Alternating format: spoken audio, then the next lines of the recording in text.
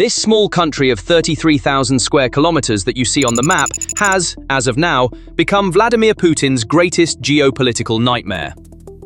Moldova is in the process of formally withdrawing from the Russia-led Commonwealth of Independent States. On March 12th, the Cabinet of Ministers approved the termination of the 1991 Minsk Founding Agreement, its protocol, and the 1993 CIS Charter.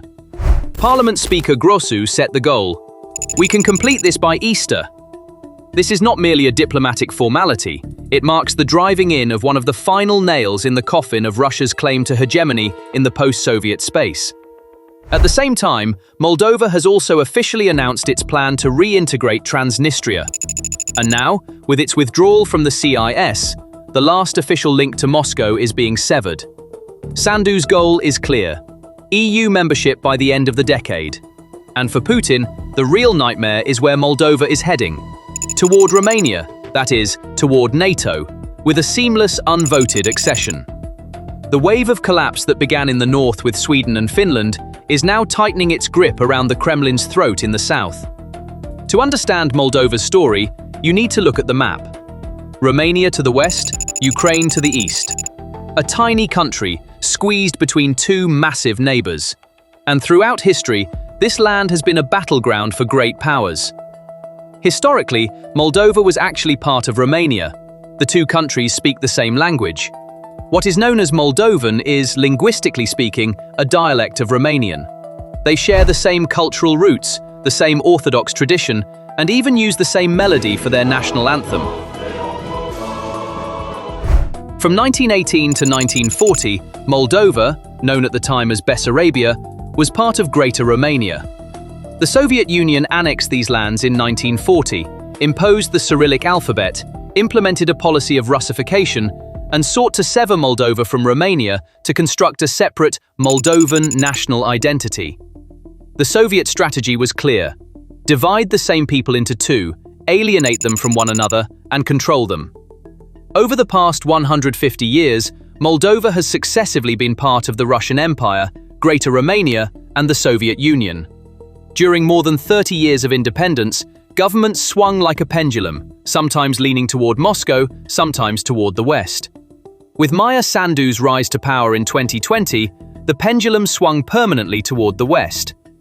Sandu is a leader with a background as a World Bank economist, pro-European, who has openly condemned Russia's invasion of Ukraine and accused the Kremlin of attempting to overthrow the Moldovan government. And now, all these tools are crumbling one by one. So what would it mean for Putin if Moldova were simply to align with Ukraine? Probably a manageable crisis. Ukraine is already at war, not a NATO member, not an EU member. But Moldova is not turning toward Ukraine, it is turning toward Romania. And this completely changes the equation, because Romania is a NATO member, and not just any NATO member. The F-16 training facilities, the Aegis Coastal Defense System, and Mihail Kogălnicianu Air Base, which is one of the largest NATO bases in Europe and the most critical NATO stronghold on the western coast of the Black Sea, are all coming into play. Moldova coming under Romania's umbrella means NATO can completely paralyze Russia's southern flank without firing a single shot. President Maia Sandu is saying this clearly. In a radio interview last week, she stated that if a referendum on unification with Romania were held now, she would vote yes. If we have a referendum, I would vote for the unification with Romania. Why? Look at what's happening around Moldova today. Look at what's happening in the world. It is getting more and more difficult for a small country like Moldova to survive as a democracy, as a sovereign country, and of course to resist Russia. We need to pause here and look at the bigger picture. Why did Putin invade Ukraine? The official justification: to prevent NATO from approaching Russia's borders. So what was the result? Sweden and Finland abandoned their decades-long policy of neutrality and joined NATO. A new 1,300-kilometer NATO line has formed along Russia's northwestern border. With Finland's NATO membership, Russia's second-largest city, St. Petersburg, is now within 170 kilometers of NATO's reach.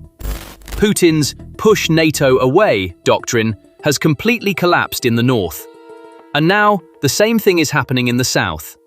Moldova, long considered Russia's backyard in the post-Soviet era and kept under control within the CIS framework for years, is now turning completely toward the West. EU candidate status was granted in 2022, and EU accession negotiations are ongoing. Withdrawal from the CIS is nearly complete, and military, economic, and cultural integration with Romania is deepening. Putin wanted to push NATO away from his borders. The result is Sweden and Finland in the north, Moldova and Romania in the south. NATO has expanded toward Russia from both flanks, and Putin himself pulled the trigger. The numerical aspect is also striking. Of the 283 agreements Moldova signed under the CIS framework, 71 have already been terminated, and 60 are in the process of being terminated. While 67% of its exports go to the EU, only 6.8% go to CIS countries. Economic dependence has long since reversed. Withdrawing from the CIS will save 3.1 million lei annually, or approximately $180,000. A small figure, but its symbolic significance is immense. Moldova no longer pays dues to Moscow. Russian Foreign Ministry spokesperson Zakharova reacted. It is a sovereign right, but proof of short-sighted policy. Karasin, chairman of the Federation Council's Committee on International Affairs, spoke more harshly. This decision will lead to a period of uncertainty, affecting several generations. Pro-Russian opposition leader and former president Igor Dodon, however, deemed the decision unacceptable. But the reality is clear. Moldova's train has left the station and is departing from Moscow. As Moldova exits the CIS, a far more concrete military move took place right next door. On March 12th, Ukrainian President Zelensky traveled to Bucharest and signed a historic agreement with Romanian President Nicolae Dan.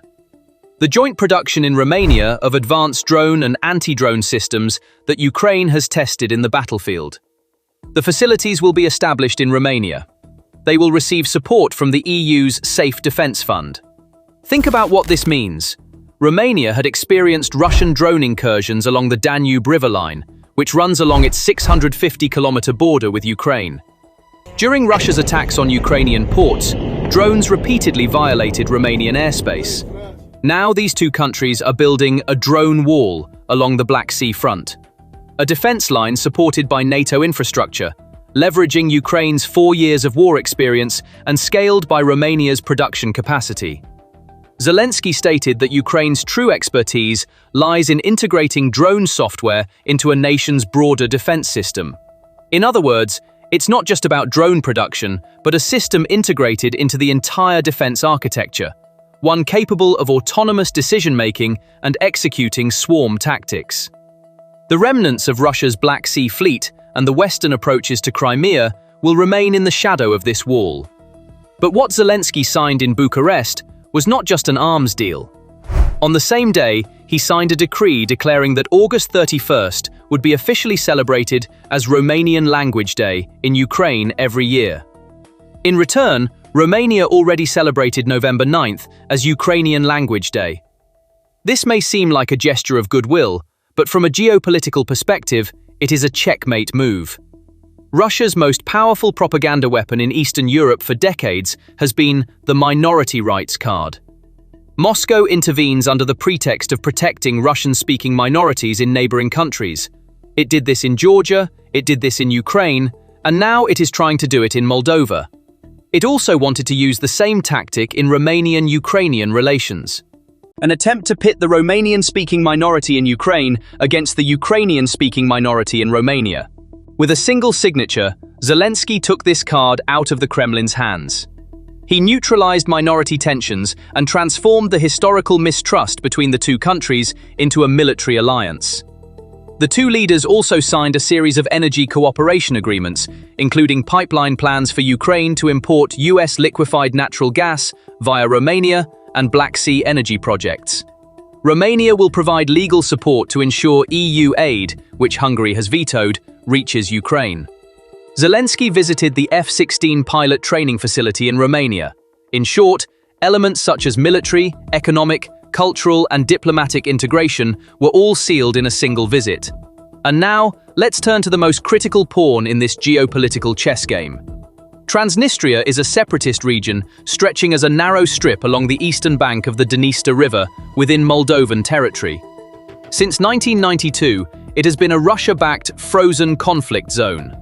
Approximately 1,500 Russian troops are stationed here, officially designated as a peacekeeping force, but in reality serving as the guardians of massive Soviet-era weapons depots and as Moscow's tool for exerting pressure on Moldova.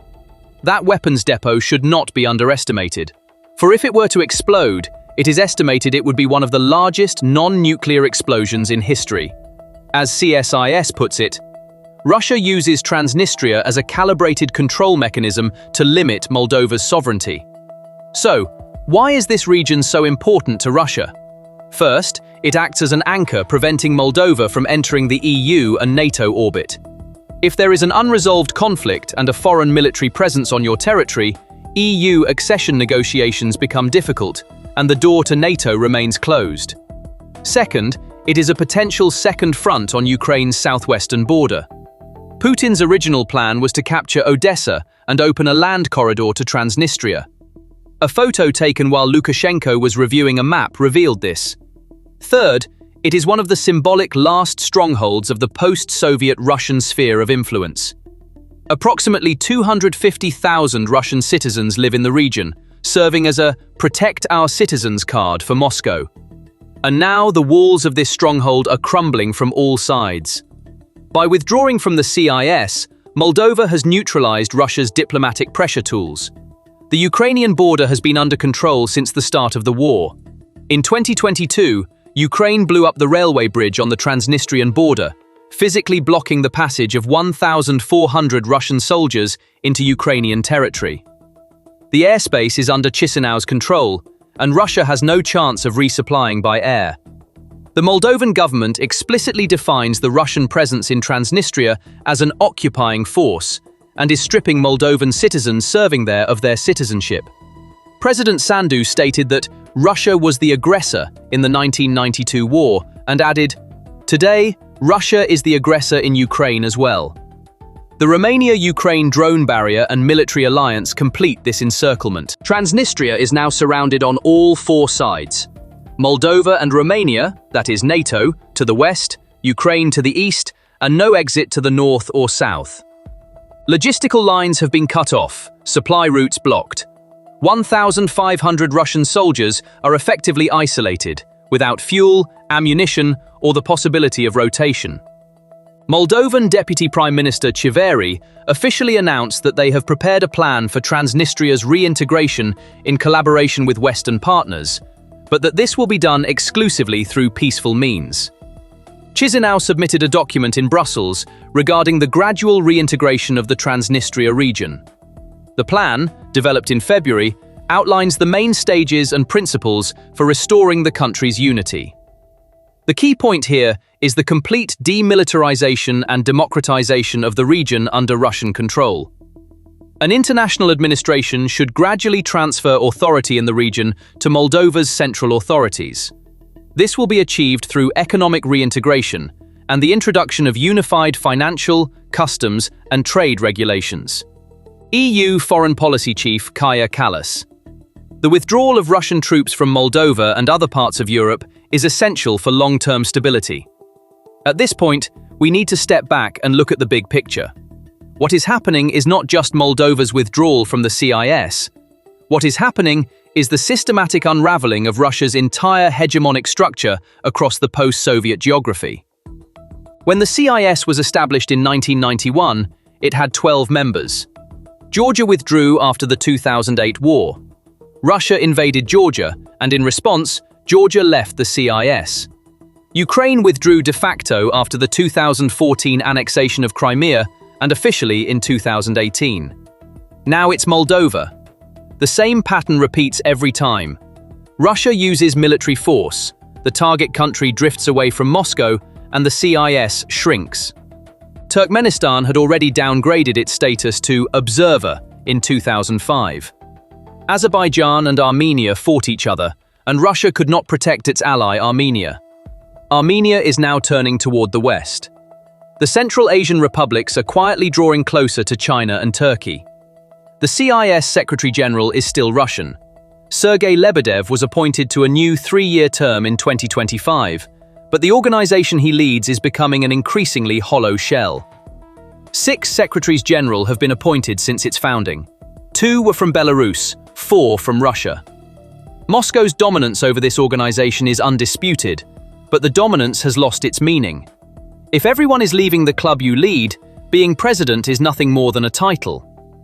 Putin's war in Ukraine served as the catalyst that accelerated this collapse. The invasion did the exact opposite of sending a message to neighboring countries. It sent the message that standing close to Russia is dangerous. Moldova, Georgia, Kazakhstan, all are moving in the same direction, albeit at different speeds, away from Moscow. And in the case of Moldova, this distancing is not merely diplomatic. Russia's influence is fading across every dimension: military, economic, cultural, and strategic. The Kremlin's near-abroad strategy, its strategy to keep former Soviet republics under control, is collapsing right before our eyes. In conclusion, when Putin launched the war in Ukraine, his goal was to push NATO away from his borders. The result he achieved was the exact opposite. In the north, Sweden and Finland have joined NATO. In the east, Ukraine is integrating with NATO. And now, in the south, Moldova is entering NATO's umbrella via Romania. Look at the map. A continuous line of NATO and NATO allies is forming along Russia's western border, stretching from Finland to the Black Sea. From north to south, Finland, Sweden, Estonia, Latvia, Lithuania, Poland, Romania. And now Moldova, entering under Romania's umbrella. Putin's dream of creating a buffer zone has been shattered by his own hand. NATO hasn't moved away from Russia's borders, it has reached right up to Russia's bedroom. The last remnant of the Soviet legacy in Transnistria, 1,500 Russian soldiers, is surrounded on all sides, isolated and hopeless. There is not a single land route or air corridor to reach them. President Sandu stated she would vote yes in the referendum on unification with Romania. Zelensky signed a drone agreement and a decree on Language Day in Bucharest. Moldova is finalizing its withdrawal from the CIS. The Romania-Ukraine-Moldova triangle is taking shape as the new backbone of Black Sea security.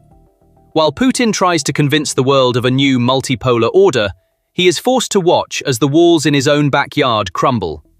This journey, which began with Soviet dreams, has ended in strategic failure. And the bitterest irony of this failure, Putin himself pulled the trigger.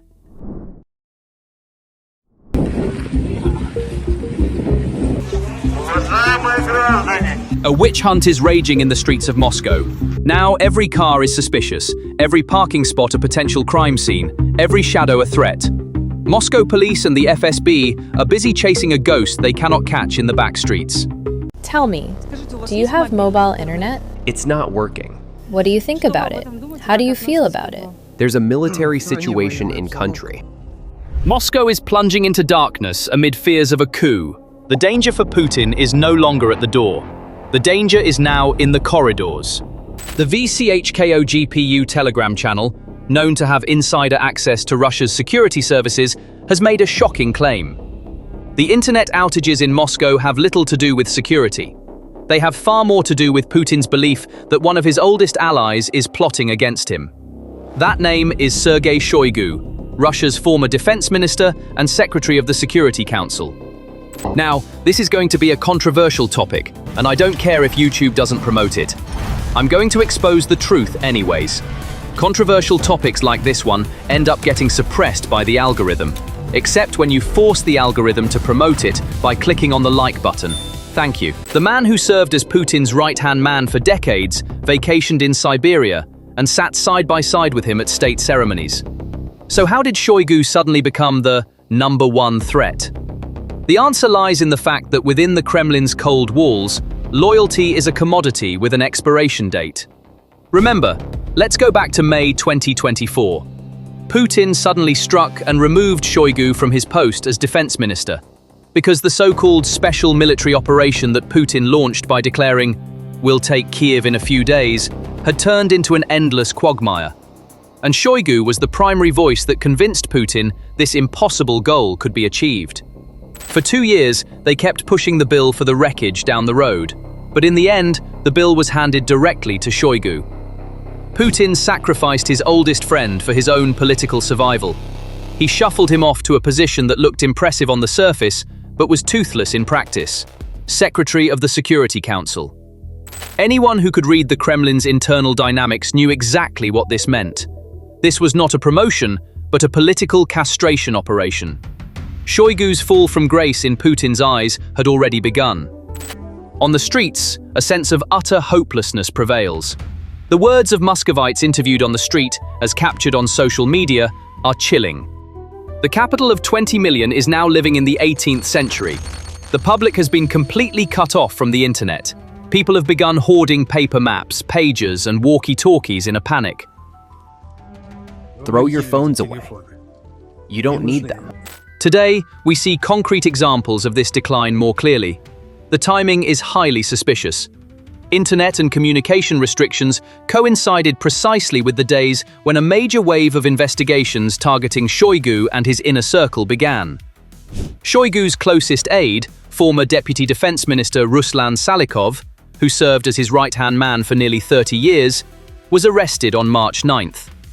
Earlier, another key aide to Shoigu, Timur Ivanov, had been arrested. The charges are always the same: embezzlement, bribery, and money laundering. After all these arrests, Shoigu may realize that his turn is next. Because Putin has been isolating his old friend for 2 years. And this brings us back to the coup and the evidence that it actually took place, as well as the fact that Shoigu is behind all of this. We've seen some clues so far. We can add to these clues the fact that Shoigu hasn't been seen in public since March 5th, despite still holding a very important position. This absence has further fueled rumors of a split within the Kremlin. We need to be cautious here. The accuracy of these claims has not yet been proven. In Russia, coup rumors spread during every crisis. Since 2022, similar claims have surfaced almost every month. Only Prigozhin's 2023 uprising actually took place. Some analysts call this complete nonsense. It is said that if the Russian elite wanted Putin to go, it would have happened in 2022. But there is one undeniable fact. Putin acts as if he believes these rumors, and his behavior reflects not that of a head of state, but of a paranoid man under siege. If you look at the Kremlin's official statement, there is no cause for panic. This is merely a security measure, and a recent incident suggests that these security concerns may not simply be paranoia. On the morning of November 14th, the heavy silence of Troyekurovskoye Cemetery in the heart of Moscow was shattered by a wave of panic that revealed one of Russia's darkest secrets. The FSB announced in an official statement that it had prevented a high-level assassination attempt. The target was Sergei Shoigu, Russia's Security Council secretary, once Putin's right-hand man and closest vacation companion. Official channels and the FSB rushed to blame Ukraine for the attack and attempted to close the case. According to Russian state agency TASS and Moskovsky Komsomolets, the Federal Security Service FSB announced that it had thwarted a sophisticated assassination attempt targeting Sergei Shoigu at the last minute. The technical details of the incident point to a targeted, intelligence-backed execution attempt rather than a routine terrorist act. According to FSB reports and leaked information, the plan centered on Shoigu's routines and emotional sensitivities. The assassins had obtained intelligence in advance that Shoigu would visit the grave of a family member, likely his mother or father. This is an extremely private detail that would be difficult to obtain without an inside source. The saboteur's method was classic: an innocent-looking flower vase left at the grave. However, this vase contained a high-capacity explosive, probably a compact charge of RDX or C4 derivative, and a hidden micro-camera to confirm the victim's arrival. The plan was to detonate the bomb remotely when Shoigu arrived at the grave and kill Russia's Security Council secretary by blowing him up at his ancestor's gravesite. The FSB announced that it had detained a Central Asian immigrant and 2 Russian citizens as a result of the operation. The suspects allegedly stated in their statements that they received instructions from an agent named Ruslan from Ukrainian intelligence. However, this official narrative contains serious gaps when examined through the lens of the logistics and strategic logic of the scene. Simply walking into an area like Troyekurovskoye, which is protected by high-level security, monitored by cameras at every corner, and frequented by the elite, carrying a vase loaded with explosives and mounting it on a gravestone does not seem like something that drug-addicted migrants, as defined by the FSB, could accomplish. This suggests that either the security protocols on the ground were disabled or someone on the inside opened the doors. We need to pause here and turn on our investigative lens. The FSB's accusations against Ukraine and the cracks in this narrative are bigger than the explosive itself. Sergei Shoigu may no longer be a high-value target for Ukrainian intelligence, GUR, or the SBU. After being removed from his position at the Ministry of Defense, his direct influence in the military decision-making mechanism has diminished, shifting him to a more symbolic and administrative role, Secretary of the Security Council.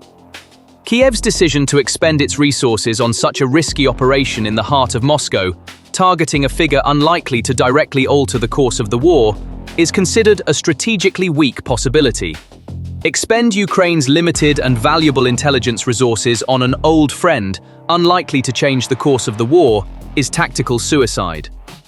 It would be a mistake to assume that this operation bears the signature of Ukrainian special forces, as Russian sources also report no evidence of this. Western intelligence sources and independent analysts emphasize that such spectacular but non-strategic assassination attempts are usually part of Russia's own internal power struggles. This incident reeks of an internal purge attempt rather than an external attack. The historical rivalry between the FSB and the army, GRU, combined with tensions over who will be blamed for the failures in the Ukraine war, may have put symbols of the old regime like Shoigu in the firing line. After Prigozhin's purge, it is no secret that the system is inclined to remove other parts it now sees as a burden from the equation through unnatural means. Had that bomb in the cemetery exploded, the Kremlin could have blamed it on Ukraine and used it to consolidate the people. However, the real winners would have been the other power centers that gained space at the table with Shoigu's removal. This failed, or perhaps deliberately thwarted, attempt is the clearest evidence that Moscow's security elite are at each other's throats. This trap set for Shoigu in the cemetery pressed the panic button in the Kremlin. Everyone is asking, where is Putin? I'll answer, we don't know. The generals don't know either. He probably even confuses his own location sometimes. As independent sociologist Konstantin Gaza points out, Putin is currently ruling Russia not as a head of state, but like a fugitive who fears being located and shot by his own men at any moment. Shoigu being targeted in the cemetery shows how justified Putin's fear is. The security perimeter hasn't been breached, the perimeter itself has become the threat. The investigative journalism project Sistema and Western media have revealed with technical evidence that Vladimir Putin has built identical offices in 3 different corners of Russia: Sochi, Novo-Ogaryovo, and Valdai. Vladimir Putin's security paranoia is not a new phenomenon, but recent investigations document how this fear has turned into an architectural obsession. A comprehensive report published by Radio Liberty's Sistema investigative journalism unit revealed that the places where Putin governs Russia are actually theater stages. The investigation confirms with technical evidence that Putin had identical offices built in his residences in Novo-Ogaryovo outside Moscow, Sochi on the Black Sea coast, Bocharov-Ruche, and Valdai in the north. The Bocharov-Ruche residence in Sochi, the Novo-Ogaryovo outside Moscow, and the mysterious Valdai retreat in the north. The offices in these 3 different locations were designed as millimeter-perfect copies of each other. The same wooden panels, the same tone of varnished tables, the same brand of door handles, and even the same patterned carpets. This was not an interior design preference, but a strategic deception operation. The goal was simple. Putin's own guards and generals should not know where he was physically at any given moment. This is not a decoration choice. This is a military camouflage tactic. Everything is copied, from the pattern of the wallpaper to the color of the parquet flooring to the arrangement of those famous special communication phones, Kremlevka, on the desk. Why? Because when Putin appears on television or receives a general, He doesn't want assassins to know his physical location. You think he's in Moscow, at the Kremlin, doing his job. But he could actually be 400 kilometers away from Moscow, in his forest hideout in Valdai. According to information leaked to Western media and confirmed by Fox News, Putin sometimes gives the impression that he is in Moscow while actually sunbathing in Sochi, and sometimes he is believed to be in St. Petersburg while hiding in his shelter in the Valdai forests, under the shadow of Pantsir S-1 air defense systems. Why? Because he feared that what was done to Shoigu in the cemetery would be done to him in his bedroom. The Vars bomb targeting Shoigu was the missing piece, explaining why Putin used those absurd tables stretching for miles, why he held video conferences even with his most loyal men, and why he cloned his offices. The security ring around Moscow wasn't just breached, it was shattered. Western analysts and independent sources note that Putin has barely set foot in the Kremlin, especially since Ukraine's long-range drone attacks began and these internal assassination attempts increased. This was not a head of state security protocol. It was the construction of a paranoid architecture, fearing his own shadow and viewing everyone around him as a potential assassin. The Kremlin's lights were on, but no one was home. Russia was being run by a ghost from a video editing room. Who is slowing down Telegram? What are you doing, you idiots? People are raising money for SMO through Telegram. Apparently, Ukrainian drones were using cell towers for navigation, and that's the reason for the outage. State Duma Deputy Svintsov even went so far as to claim, in front of the cameras, that the lack of mobile internet isn't a major problem. Citing concerns for public safety, he suggested, Of course, we need to remember the things we forgot, for example, like a local telephone network. In other words, many people still have their phones at home, and so we're actually coming round to the idea that we need to go back using office phones, not just mobile, but also fixed line connections. But experts' assessments are quite different. Critics say this is actually a test of a whitelist system, and a critical detail confirms this. During the outage, only devices pre-approved by the Kremlin and added to the whitelist could access the internet. In other words, while the Kremlin kept communication open for those it trusts, it plunged everyone else into darkness. In the State Duma, it is explicitly stated that Telegram will not work even with a VPN. And Telegram will also slow down for you, even through a VPN. And that's it. The Russian government is accelerating preparations for that doomsday scenario, aimed at completely shutting down the internet. Footage from the streets of Moscow also confirms the government's scenario. According to footage leaked to the Western media, pickup trucks armed with machine guns and soldiers are patrolling near the Kremlin. Along the walls, Federal Protective Service officers are standing guard, masked and heavily armed. So, all these assassination attempts, these escape plans, this paranoia, is this just our interpretation? No. We are not the only ones who see the magnitude of the danger. Even those considered the brains of the Kremlin are saying the same thing. Alexander Karachev, one of the most important strategists in Vladimir Putin's domestic policy bloc, issued a chilling warning in a report he prepared that was leaked recently. The report explicitly states that Russia is facing the risk of a civil war and social fragmentation. Karachev's warning is not a routine bureaucratic note. It is an admission that the regime's nerves are on edge. The report uses phrases such as loss of internal unity, ethnic and religious tensions, and intergenerational conflict to emphasize that Russia has reached a breaking point similar to that before the 1917 revolution or the chaotic collapse of the 1990s.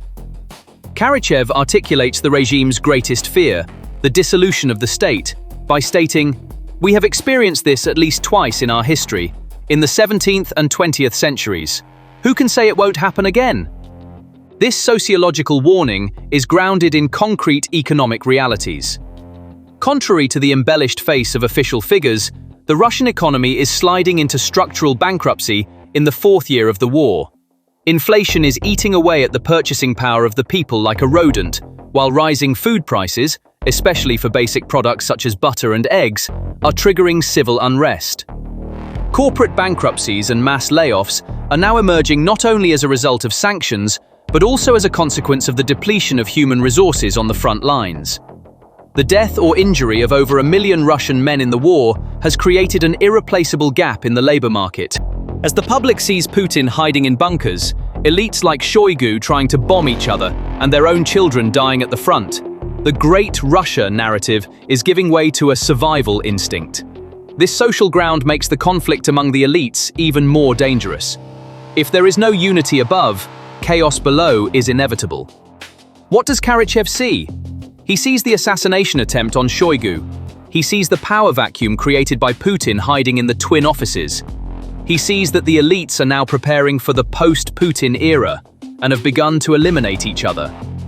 When the bomb at Shoigu's cemetery is combined with the warning in Karachev's report, the picture becomes clear.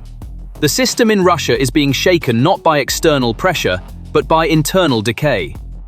To understand the anatomy of this crisis, we need to examine how the power pyramid in Moscow is cracking and how the pieces are shifting. The assassination attempt on Sergei Shoigu is not an isolated incident, but a noisy manifestation of the ongoing, silent war between the FSB, Federal Security Service, and the Army, Ministry of Defense, GRU. This conflict is the most dangerous game of strategic chess in Russia's modern history, and it may now be approaching its endgame. The weakness of the claim of a Ukrainian trace behind the cemetery plot can be read as the FSB's tactic of masking its own internal operations, maskirovka. If the FSB really did prevent this attack, it could be a staged play designed to send Shoigu the message, "We saved you, your life is in our hands." Or conversely, if the attack was planned by a clique within the FSB and was exposed by another unit, or due to incompetence, this would demonstrate divisions within the security services. Either scenario proves that Putin's vertical power structure is no longer functioning and that horizontal conflicts are spiraling out of control.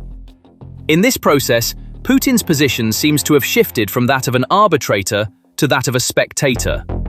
His retreat to his twin offices suggests that his capacity to manage these conflicts has diminished, or that he is afraid to choose sides. When the elites sense that the Tsar is weakening, they set out to secure their own justice and security. The bomb aimed at Shoigu is a bloody message sent to the other players at the table: Patrushev, Bortnikov, Zolotov, etc. No one is untouchable. This internal conflict is paralyzing the Russian state apparatus. Generals and intelligence chiefs are busy protecting their backs in Moscow instead of focusing on the Ukrainian front. The chain of command is poisoned by a virus of distrust. Whether an order given by a general will be carried out in the field, or whether that order is actually a trap, is being questioned. The Shoigu incident shows that this poison has now reached a lethal dose.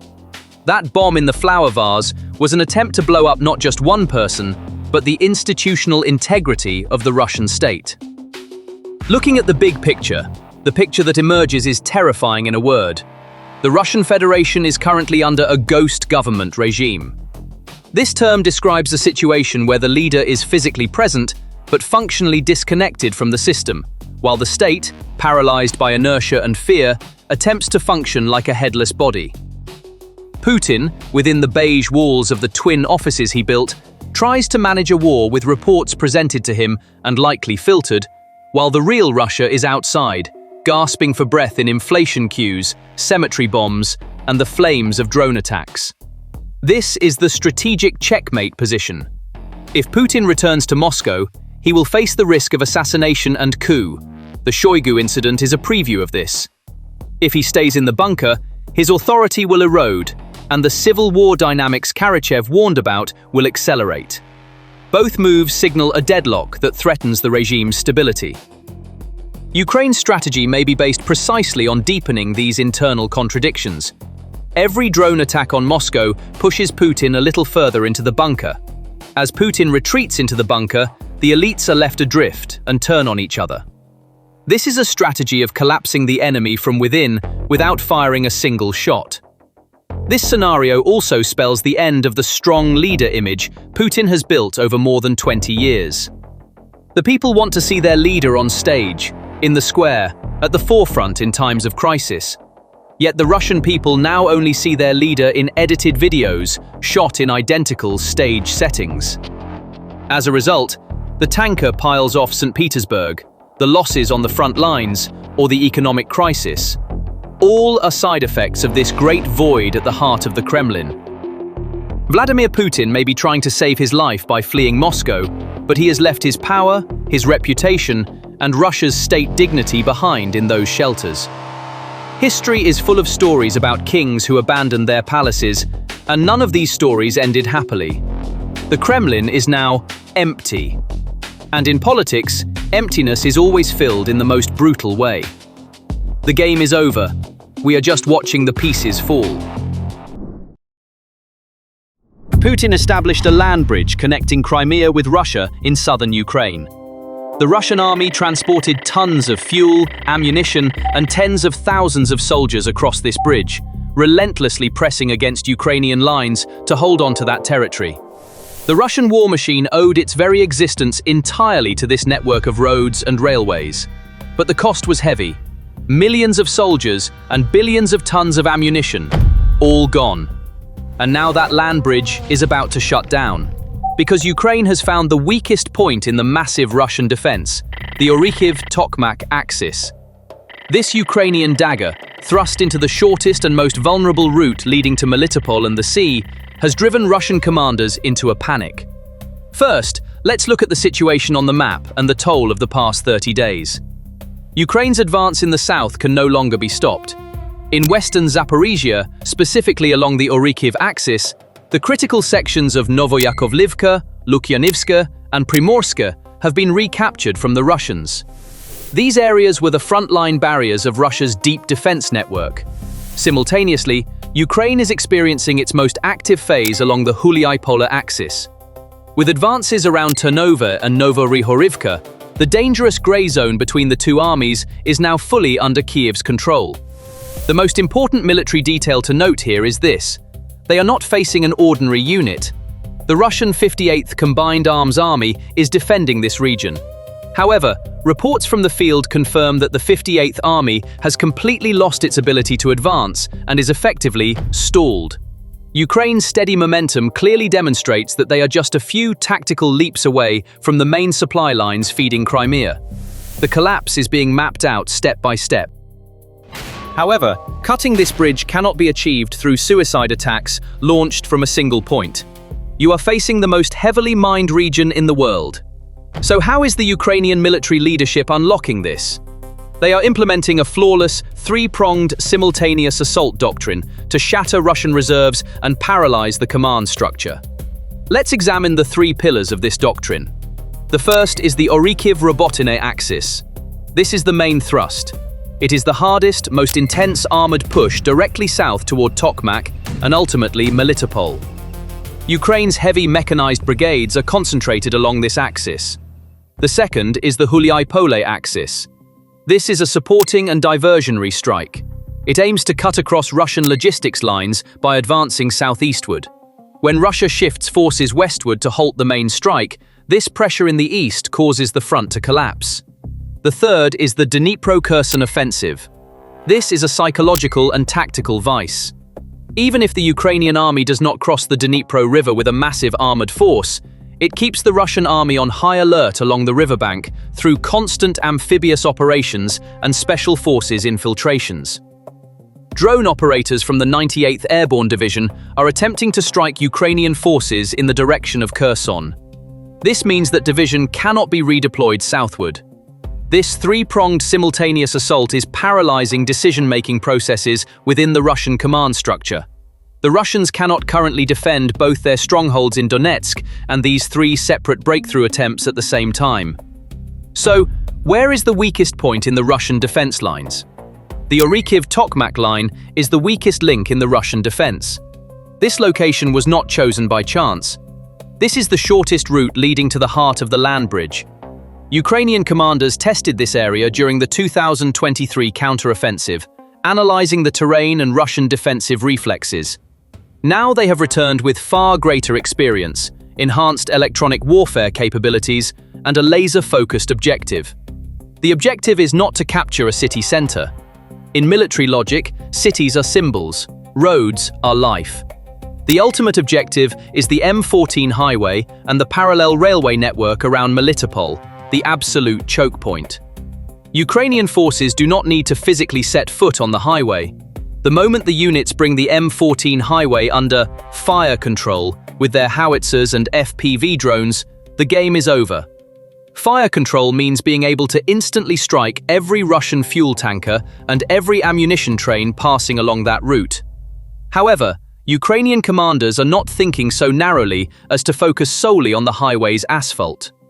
Current military data on the ground proves that Ukraine is conducting a massive, medium-range strike campaign.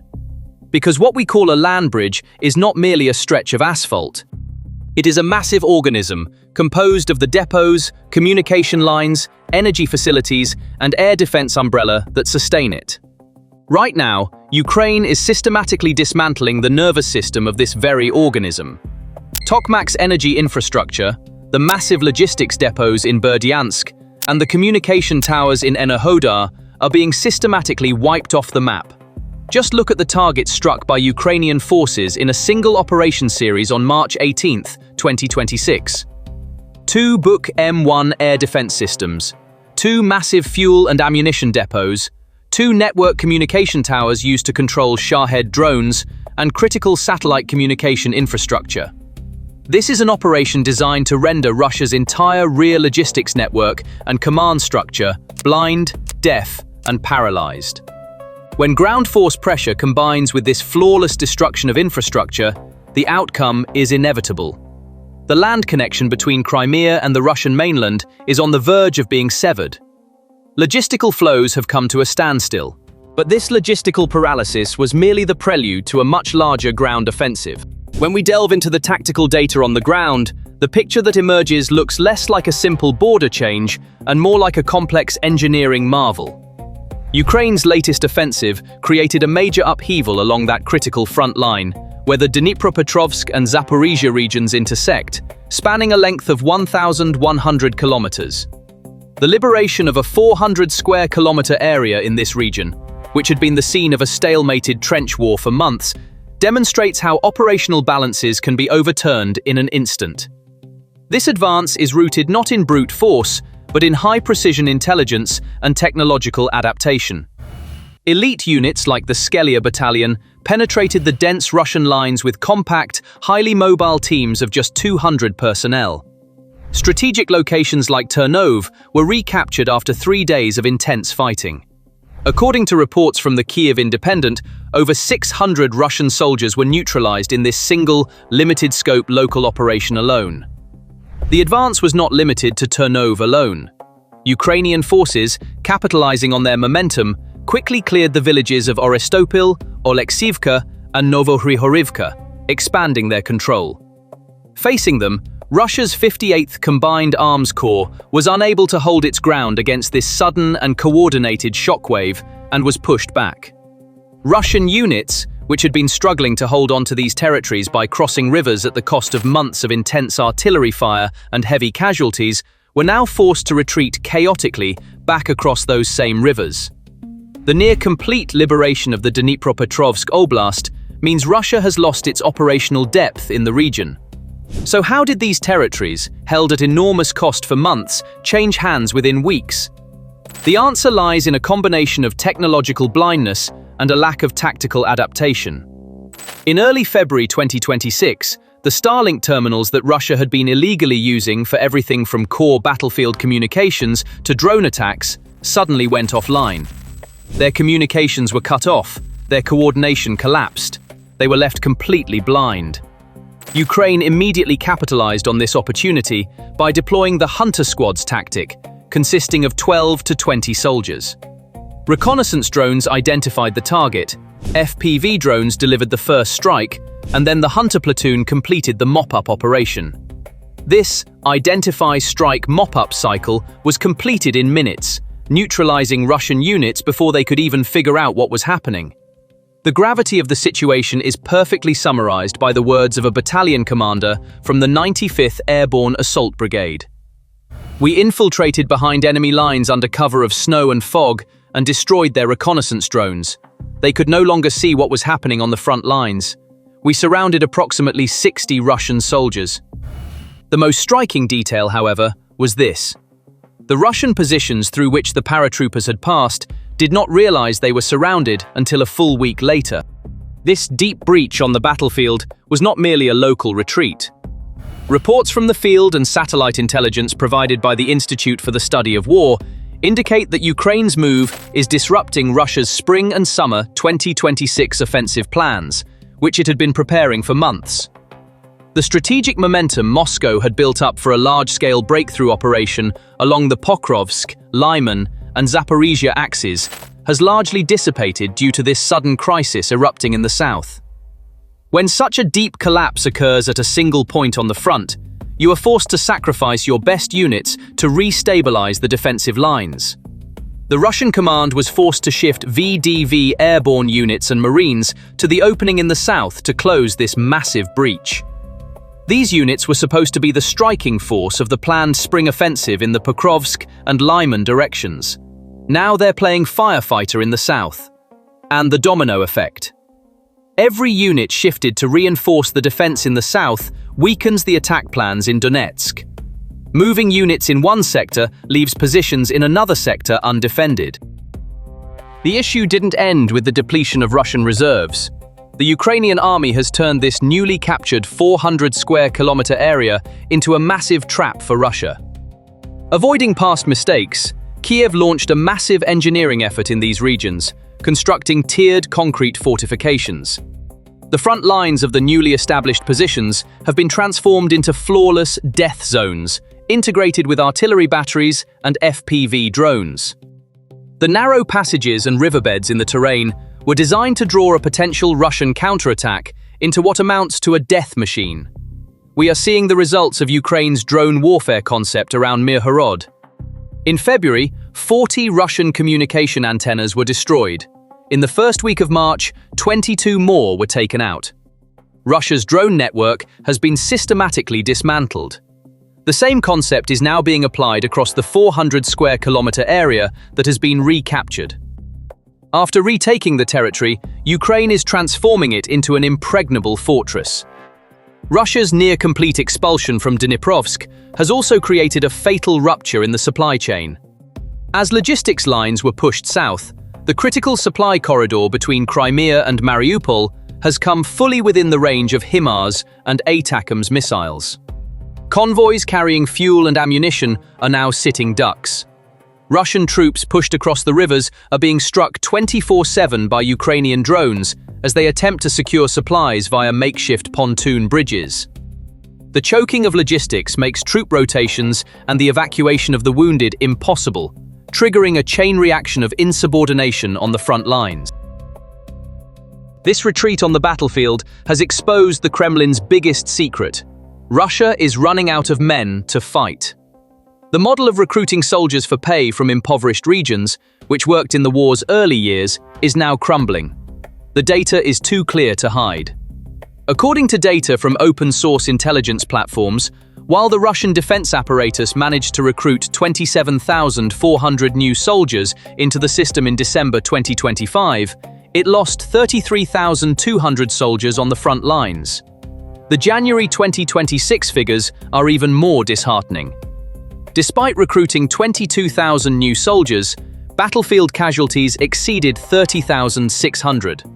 For the first time in this long-running war, the army's losses are consistently outpacing the fresh recruits entering the system. The army is rapidly heading toward demographic collapse. The economic cost of sustaining this unsustainable equation is staggering. According to expenditures reflected in reports from the Russian Ministry of Finance, 1.2 trillion rubles were spent on signing bonuses and salaries in the first half of 2025 alone. However, as the coffers began to run dry, the astronomical incentive packages suddenly plummeted to as little as 1/10 of their original amount. Once the money ran out, that volunteer influx also dried up. Currently, the average age of Russian soldiers killed or wounded on the front lines has risen to between 46 and 52. With its own ranks drying up, the Kremlin has turned to filling the trenches with over 18,000 foreign mercenaries from 128 different countries. Recruited from a wide range of regions, from Nepal to Cuba and from Central African nations to Syria, These individuals are often used as human shields in the first waves of attack, despite not speaking the language, lacking adequate military training, and being unfamiliar with the terrain. In addition, the treatment of young conscripts serving domestically is becoming increasingly harsh. These young soldiers, who by law should not be sent on cross-border operations, are being forced to sign contracts under heavy psychological pressure, threats, and administrative coercion to fill the gaps on the front lines. The most dangerous aspect of this humiliating situation at the front is the political ripple effect it creates. Putin is losing ground not only on the battlefield, but also on the political front. The Russian leadership had been marketing the war to the domestic public as an inevitable victory advancing slowly but surely. However, the opening of a 10 to 12 kilometer wide breach and the army's retreat behind the rivers shattered this illusion of invincibility. The frantic shuffling of elite units from one front to another, like a fire brigade in an emergency, proved that Russian military leadership had completely ceded the initiative to Ukraine. The elite units prepared as the main force for the spring offensive are now being urgently deployed to defend the south. This is the official confirmation of the collapse of military planning, and this reality is known in the corridors of the Kremlin. The generals know because they are signing the orders to shift those units south. The oligarchs know because they see in financial reports that the war budget has been exhausted. The security bureaucracy knows because they are watching as military incentives have dropped to 1/10 of their former levels, and they are filling the front lines by rounding up prisoners from jails. And the Russian people are slowly beginning to understand as well. A country's ability to be a global power is directly proportional to its military capacity on the ground. And Russia's withdrawal from Dnipropetrovsk is proof that this capacity has completely evaporated. A state that promises to reshape global energy markets, threatens the world with its nuclear weapons, and holds a veto in the UN Security Council cannot even hold on to a village bordering its own territory. This means the complete collapse of diplomatic credibility. Moscow's allies are witnessing this reality. Russia's image as a reliable partner and military superpower is dissolving in the muddy fields of Dnipropetrovsk. China is marketing its own weapons systems to countries considering purchasing arms from Russia, saying, "Look what happened."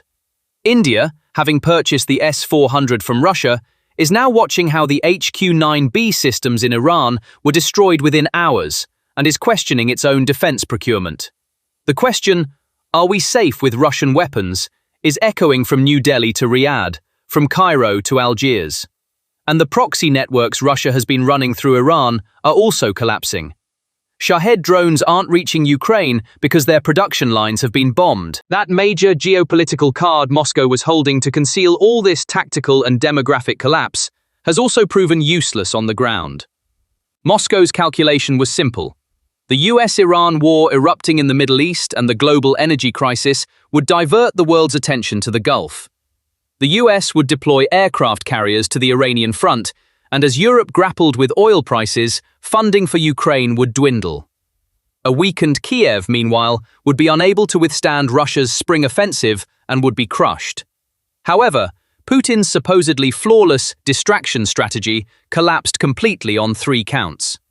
First, Western support did not diminish. On the contrary, it increased. The Nordic Baltic 8 approved a $500 million aid package amid the Iran crisis. Poland raised its defense budget to over 4% of GDP. Rather than intimidating the West, the crisis reinforced the perception that Russia and its allies are a global threat. Second, Iran's ammunition supply line has been severed. The destruction of Iran's military infrastructure by US airstrikes wiped out the Shahed production lines. Moscow has lost one of the lifelines fueling its own war. And third, most importantly, while the world's attention was on Iran, Ukraine skillfully activated its 2026 multi-front master plan. As the world looked toward the Gulf, Ukrainian forces were infiltrating behind Russian lines under the cover of snow and reclaiming that critical 400 square kilometer area. Ultimately, Ukraine's 400 square kilometer counteroffensive is the clearest proof that the dynamics of this war have shifted. We are facing a Russian army that has been blinded by the disruption of Starlink, is crumbling in the face of hunter battalions, and is running out of the budget to replace its fallen soldiers. The global illusion Putin created by exploiting the Iran crisis has been shattered by Ukraine's bayonets and FPV drones. The balance of the war now rests solely in Kiev's hands. Every Russian soldier withdrawing from Dniprovsk is a harbinger of that impending final collapse. But if you don't want the Oreshnik to hit, then don't interfere with us. Not from Ukraine, Poland, Lithuania, or Latvia. Let's resolve issues like human beings. Europe's last dictator, Alexander Lukashenko, fell into a flawless trap set by a small Baltic country with a population of less than 3 million. Not a single shot was fired. Not a single tank crossed the border. But Lukashenko was struck at his most vulnerable point, his foundation of legitimacy, his dreams of perpetuating his dynasty and preserving his legacy. The investigation launched by the International Criminal Court on March 12, 2026, shattered Lukashenko's dreams of remaining a legitimate leader, perpetuating his dynasty and preserving his legacy in a single stroke. For years, Lukashenko, who saw himself as above the law and humanity and ruled his country with an iron fist, believed himself to be untouchable. But justice came from Lithuania, with whom he had been engaged in a veritable war of nerves for months. Now, Vladimir Putin's most loyal stronghold in the West is on the verge of being checkmated by this small Baltic nation. This was not a move made in a single night. It was the final eruption of Lithuania's pent-up anger and exhausted patience, which had been building for months. Starting in late 2025, Lukashenko turned Lithuania into a veritable playground. The Belarusian regime sent hundreds of massive helium balloons into Lithuanian airspace under the guise of cigarette smuggling. These so-called weather balloons forced Vilnius airport to close at least 20 times in just 3 months. Over 350 flights were cancelled, and 50,000 passengers were left stranded. After Lithuanian Prime Minister Inga Ruginiena characterized this situation as a hybrid attack threatening national security, patience began to wear thin. And we say that no hybrid attack will be tolerated here, and we will take all the strictest measures to stop such attacks. The balloons were just one part of this dirty war. Lukashenko reignited the armed migration tactic he had been pursuing since 2021 as an act of revenge. Migrants flown in from the Middle East and Asia were organized by the state and herded toward the Lithuanian and Polish borders. People were left to die in the cold, in the forests, and in the swamps, simply to test the border security of a single NATO country. That wasn't enough. In November 2025, over 1,200 Lithuanian trucks located within Belarus were seized as hostages for economic blackmail. A country's commercial vehicles were being used as a diplomatic bargaining chip. And the underground infiltration tunnel discovered at the Polish border, dug for migrant smuggling, was the most concrete evidence of how organized and state-sponsored this hybrid war was. Amid this process, marked by the opening and closing of border crossings, drones flying overhead, and even discussions about demolishing bridges, Lithuania realized that Lukashenko was not merely a smuggler, but a provocateur testing NATO's borders. And to stop this, something far more destructive than conventional weapons had to be brought to the table. It was at this point that Lithuania made that decisive move and put the dossier it had prepared into action on September 30th, 2024. Belarus is not a state party to the International Criminal Court, so, on paper, it seemed impossible for Lukashenko to be tried in The Hague. And that was exactly the shield he was relying on. However, Lithuania played the transnational crimes card. The logic was flawless. Lukashenko is not an ICC member. However, the thousands of opposition members he forcibly deported during the 2020 protests, and whom he continues to threaten even in exile, were living on Lithuanian soil, which is currently an ICC member state. In other words, the crime had crossed into Lithuanian territory. The ICC prosecutor's office accepted this backdoor strategy. It classified the political persecution and deportations committed since May 1, 2020 as crimes against humanity and launched an investigation. This marks a turning point in the history of international law. the ICC opening an investigation into the leader of a non-member state for crimes spilling over into the territory of a member state. This precedent has pierced a hole in the shield of immunity for every dictator worldwide. Feeling the noose tightening around him, Lukashenko, in a mix of panic and arrogance, began speaking the only language he knew, that of weapons. He addressed Ukraine and his NATO neighbors, particularly Lithuania, which had filed a complaint against him with the ICC, saying, I'm not saying we'll strike Vilnius, Warsaw, or Kiev with this Oreshnik tomorrow, God forbid. But if you don't want the Oreshnik to hit, then don't interfere with us, not from Ukraine, Poland, Lithuania, or Latvia. However, these empty threats involving nuclear missiles did not scare either Vilnius or NATO, because the Oreshnik missiles belong not to Lukashenko, but to Russia.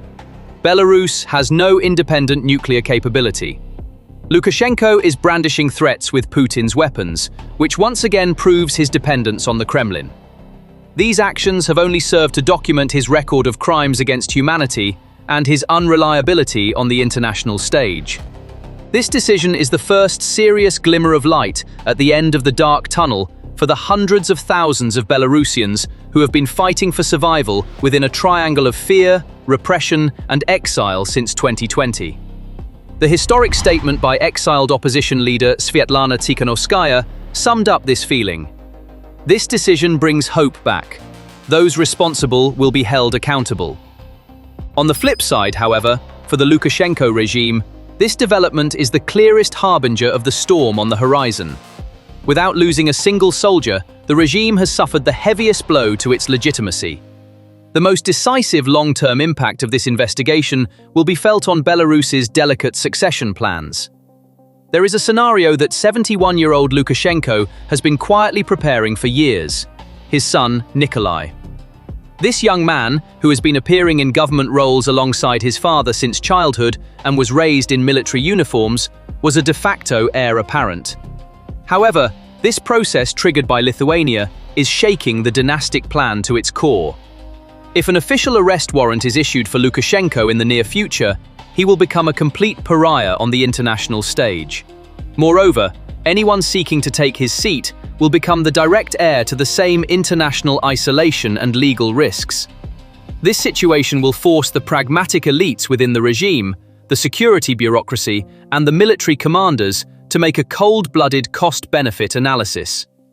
Who would want to stay on the sinking ship of a family that is wanted internationally and faces the risk of having their assets seized?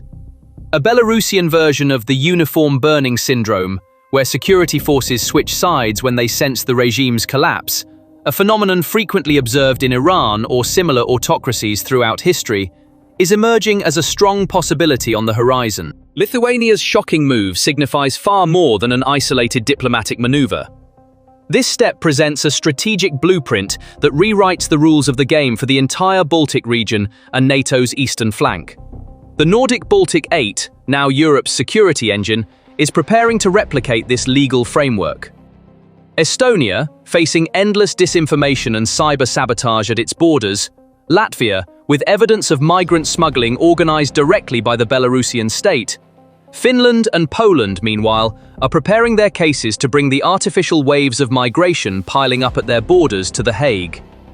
When Poland's massive military deterrence combines with the legal offensive launched by Lithuania, a massive circle is forming around the Minsk regime, with its options growing increasingly limited. The aftershocks of this earthquake are being felt not only on the streets of Minsk, but directly in the red-carpeted corridors of the Kremlin. This investigation is creating significant uncertainty in Russia's most strategic stronghold in the West. Russia and Belarus are deeply intertwined economically, militarily, and politically through the Union State Agreement. When Lukashenko's seat was shaken in 2020, it was Vladimir Putin himself who extended billions of dollars in loans and sent police forces to suppress the massive protests. Furthermore, during the invasion of Ukraine that began in February 2022, Belarusian territory served as the most critical logistical base and launchpad for the Russian army's advance on Kiev. Lukashenko's entanglement in the grip of international law effectively means that this complicity will also be brought to trial. This is precisely the strategic reason behind Ukrainian Foreign Minister Andriy Sybiha's swift and enthusiastic welcome of this court ruling. This decision signals that Lukashenko's logistical and political support for the war in Ukraine will not go unpunished. For Putin, who is already grappling with sanctions, the transformation of his most important ally on the border into a potential international fugitive means a massive new crisis front that must be managed. So, can the Kremlin respond to this legal siege? Russia's diplomatic and political arsenal includes a standard playbook for such situations. The expected first step may be to vehemently reject the ICC's jurisdiction and legitimacy. Russian state media and diplomatic channels will ramp up a campaign to label this court as a political puppet of the West, Washington, and NATO. Indeed, the same campaign was used in the March 2023 arrest warrant issued specifically for Vladimir Putin. The Russian Foreign Ministry may accuse Lithuania of being Europe's provocateur. It will frame this investigation as an outright interference in Belarus's sovereignty and internal affairs. On the ground, matters could become even more complicated.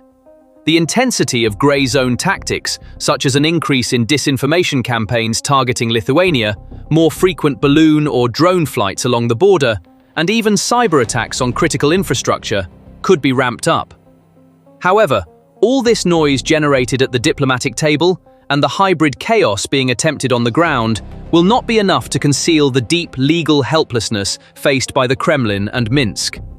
International law may move slowly, but once its mechanisms are set in motion, it is nearly impossible to stop them with propaganda. Moreover, this unstoppable legal wave will not be limited to Eastern Europe or the Kremlin. This legal weapon, invented by Lithuania, has set a historic precedent that unsettles all authoritarian regimes globally and permanently expands the ICC's capacity to reach non-member states. Let's take a look at the world map. Cross-border pressures targeting refugees fleeing North Korea. South Korea, the target, is an ICC member. Cruel policies targeting the millions flowing from Venezuela to Colombia. Neighboring Colombia is an ICC member. Millions of victims forced to seek refuge in Jordan and Lebanon from Syria. Both host countries are ICC members. So, on the surface, Lithuania has merely opened a case against Alexander Lukashenko. But in reality, it has pulled the pin on a global landmine that will pierce the shield of immunity for dictators around the world. Putin and Lukashenko may dismiss this development as just another Western conspiracy and roar in front of the cameras. But rest assured, legal advisors in Beijing, Pyongyang, Caracas, and other authoritarian capitals are currently analyzing, behind closed doors and with icy composure, the potential for this dangerous corridor opened by Lithuania to expand toward their own countries. While the entire world debates the repercussions of this new legal weapon, the noose is now tightening completely around the central figure of the game. With his vision of the future darkening, his hopes of re-establishing ties with the Western world completely shattered, and his bond with his own people based solely on fear, Lukashenko has fallen into the massive pit he dug for himself at the end of that dangerous hybrid game he played with Lithuania. A leader under investigation by the ICC as a potential war criminal now has nowhere to turn but to Vladimir Putin. It is foreseeable that Russia will exploit this weakness to its own advantage, and under the pretext of protecting Lukashenko, will swallow up Belarus's economic resources, factories, and military sovereignty in an even more aggressive manner. That figure, who once brandished nuclear threats against Warsaw and Vilnius with Oreshnik missiles, now faces the danger of becoming a desperate governor who hands over his country to the Kremlin just to cling to power for one more day. In short, this asymmetric victory has proven that no matter how unshakable autocrats may appear, the chaos they create will one day spill over and choke their own power. Lukashenko will grow even more belligerent at home and cling ever tighter to Putin's shadow to stay afloat. But the reckoning for the blood spilled in the streets, the silenced voices, and the shattered lives years ago has now begun in the heavy, cold corridors of The Hague. For the people of Belarus, the wheels of justice may turn slowly, but once that gavel strikes the table, no dictator's arrogance and no missile's range will be enough to stop the impending great collapse. The illusion of power is gone, the time for reckoning has come.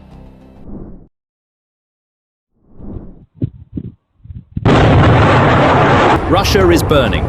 These images are not from the front lines, from Kiev or Odessa. This is St. Petersburg's backyard, a full 1,000 kilometers away from Ukraine. For decades, St. Petersburg has been more than just a city. It has been the brightest symbol of Vladimir Putin's personal power, his immunity, and his window to the West. This city was presented as a safe haven, isolated from the chaos and destruction of war. But this strategic illusion is now engulfed in flames.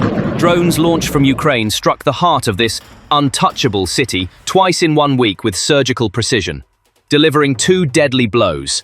On the night of March 22nd to 23rd, Ukraine launched one of the largest and most coordinated waves of attacks to date, stretching from the Black Sea to the Baltic, aimed at completely crippling Russia's oil industry.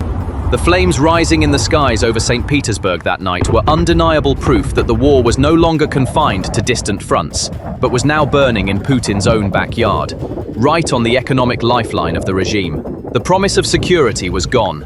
This was the declaration that the war had now come to Putin's own doorstep. It all began with an operation meticulously planned by Ukraine's intelligence agencies, the GUR and SBU, and executed with flawless timing. The chain of events began with unprecedented drone attacks on Russia's Leningrad region. The target was the heart of the Russian war economy. The port of Primorsk, Russia's largest oil export terminal, was struck. This is no ordinary port. It is a strategic facility where 1.5 million barrels of oil are pumped daily and 100 million tons of petroleum products are processed annually. Despite being a full 1,000 kilometers from the Ukrainian border, the drones managed to penetrate this defense network and set the massive fuel tanks ablaze. The regional governor announced that over 50 drones had been shot down. However, air defense systems were forced to operate right in the middle of civilian settlements, even in residential areas.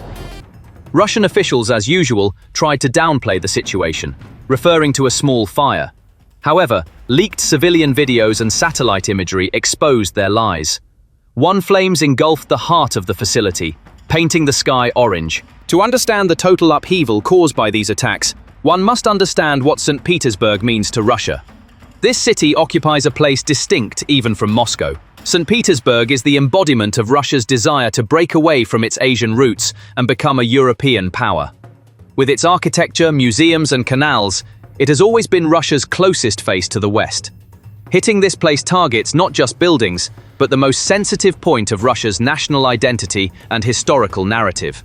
Historically, St. Petersburg was also the center of Russia's trade and interaction with Europe.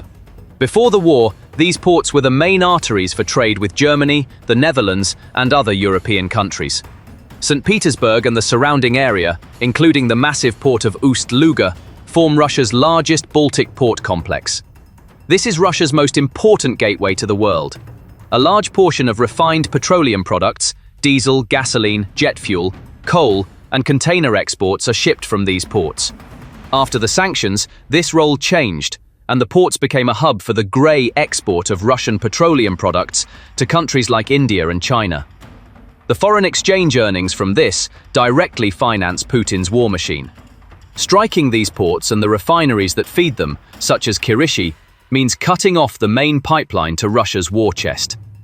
This is the violent closure of Tsar Peter's window to Europe dream, due to the war Putin himself started.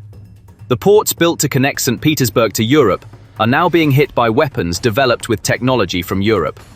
This is one of history's most bitter ironies. The city also hosts Kronstadt, the main headquarters of the Russian Baltic Fleet.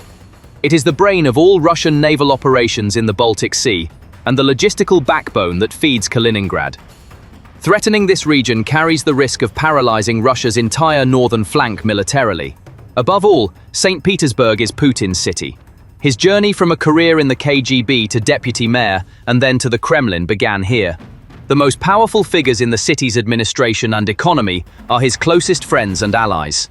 The question of how a leader who cannot protect his own hometown, his own stronghold, can protect all of Russia has been asked in the most painful way with these attacks. The most frightening aspect of these attacks is that they prove the complete failure of Russia's much-vaunted air defense systems.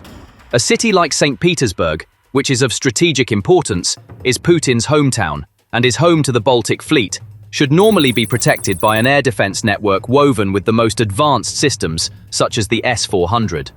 However, the fact that slow-moving drones breached this shield twice in a week shows that these billion-dollar systems are either inadequate or that the city has been left defenseless, because they have been diverted to the war in Ukraine. Hitting Ukraine's port and refinery infrastructure is a move that could bring this story to an end. Now the problem is not just sanctions, but also physical security. The civilian toll of this military crisis was immediate. The Kova plan was activated at Pulkovo, St. Petersburg's main airport. This meant the sky was closed to all civilian flights. Within just one morning, 48 flights were cancelled. Dozens of planes were diverted to alternative airports, circling in the air. Take a close look at these images circulating on social media. The terminals of the main airport in Russia's second most prestigious city have officially turned into a refugee camp stuck at the border. With a total of 300 flights delayed, life came to a sudden halt. Thousands of people spent the night on benches in the terminals. Those who couldn't find a bench were forced to sleep helplessly on their suitcases on the cold terminal floors. People can't go outside, can't fly, and don't know where to go. Look at the expressions on the faces of that crowd lying on the floor in the packed halls. This isn't just delay fatigue. It's the helplessness of facing the reality that the state cannot protect its own citizens. But the crisis wasn't limited to just those passengers sleeping on the cold floor. There is a far more devastating economic dimension to this. When the skies closed, it wasn't just passenger planes that stopped. Cargo planes were grounded as well. Do you know what that means? Every delayed cargo plane is another hand tightening around the throat of Russia's already struggling supply chain. The sudden disruption of logistics routes directly leads to the choking off of supplies of medicine, food, and essential materials. For a civilian economy struggling to stock store shelves and grappling with inflation, the blockage of one of its main logistics arteries for hours is a heavy blow to the system's heart. Shopping centres are empty, and even restaurants in small towns are shutting down. This gridlock in the sky was compounded by an even more severe digital paralysis on the ground. Mobile internet was suddenly and completely cut off in the St. Petersburg and Moscow regions. The Kremlin claimed the outage was intended to prevent Ukrainian drones from using cell towers for navigation. However, this so-called security measure instantly thrust one of the 21st century's most integrated societies back into the helplessness of the 1990s. Footage captured by cameras clearly shows the shock and anger experienced by ordinary Russian citizens. Of course, we need to remember the things we've forgotten. For example, like a local telephone network. In other words, many people still have their phones at home, and so we're actually coming around to the idea that we need to go back to office phones. A Russian woman asks, iPhone с Инстаграмом, Телеграмом, Ватсапом, Гуглом, блядь, и вообще, в принципе, интернетом? Или это подкладка, блядь, под шатающийся стол? А долго будут операторы мобильной связи охуевать и брать с нас деньги за несуществующую услугу? Последние недели 3 у меня нет интернета никогда. Because this isn't just a simple connectivity issue. An entire city's infrastructure, essential services, and modern economy collapsed in an instant. Online top-up terminals for public transit cards went offline. People were forced to stand in lines at physical ticket counters, just like in the Soviet era. But the crisis has reached a point far more deadly than simply being unable to board a bus. Reports from residents of massive metropolises like Moscow and St. Petersburg reveal the full extent of the disaster. Taxi services, the backbone of modern city life, have completely ground to a halt. People were stranded on the streets in the cold. Food delivery networks worth billions of rubles were cut off like a knife. And the most terrifying part, the lifeline of vital medication distribution and delivery systems has been cut off. Just think about what that means. Medicine couriers, the lifeline for patients, can't find addresses, pharmacies can't access the systems, and urgent orders can't be processed. Can you call a move that prevents patients in your own capital from accessing life-saving medications a security measure? This isn't a defense, it's a severe blow the state has dealt to its own people. To understand the absurd and humiliating helplessness this digital isolation creates for ordinary people, take a good look at this tragicomic image circulating on social media. The young woman in the video can't even use a public restroom right in the heart of Moscow because she can't pay with a card. In the heart of Russia, in the city center, there's no connection. POS terminals are dead. Comments on social media like, "You wanted the USSR? Well, your wishes are coming true," have snowballed. А вас вернули без интернета, теперь в СССР. Желания сбываются. However, this digital isolation wasn't limited to St. Petersburg. The clearest example of just how absurd and tragic this situation has become comes from Sochi, on the other side of the country. It was reported that a woman living in Sochi drove for hours to neighboring Abkhazia just to send a WhatsApp message and access Instagram, where she inserted a local SIM card to connect to the world. Her outcry sums up the situation.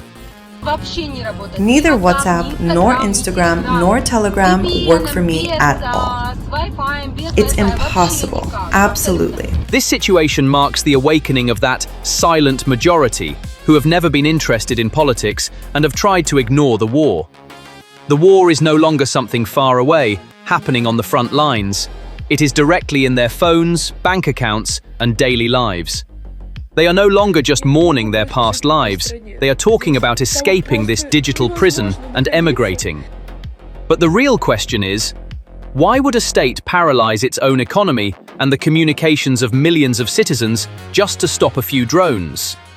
The answer lies hidden behind the Kremlin's official statements.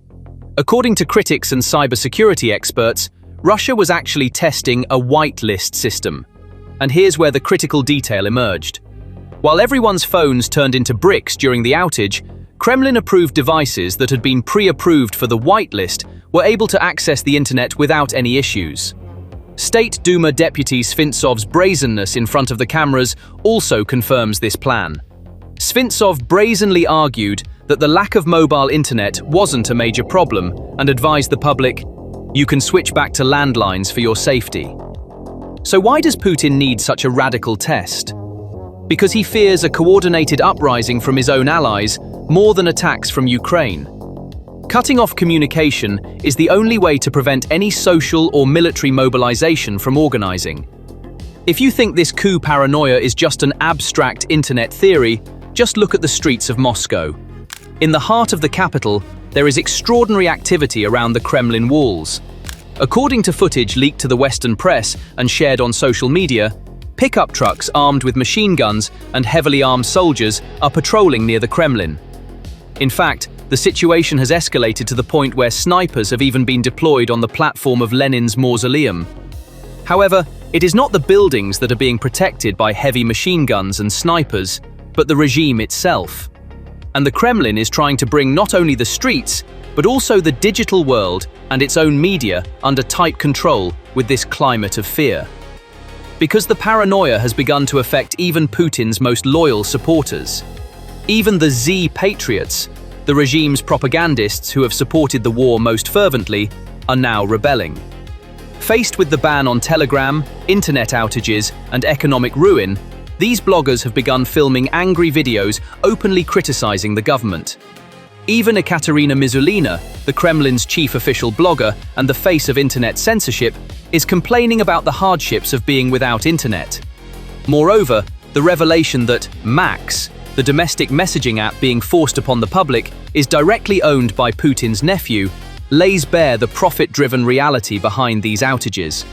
The fate of Z patriots who criticize the system is a cautionary tale. Figures like Putin critic Ilya Remeslo were arrested and confined to a psychiatric hospital in St. Petersburg immediately after calling for Putin's resignation. Just like the KGB tactics of the Soviet Union. All of this stems from Putin's paranoia and fear of a coup. What is happening in the Kremlin's dark corridors is not limited to internet blackouts and waves of arrests.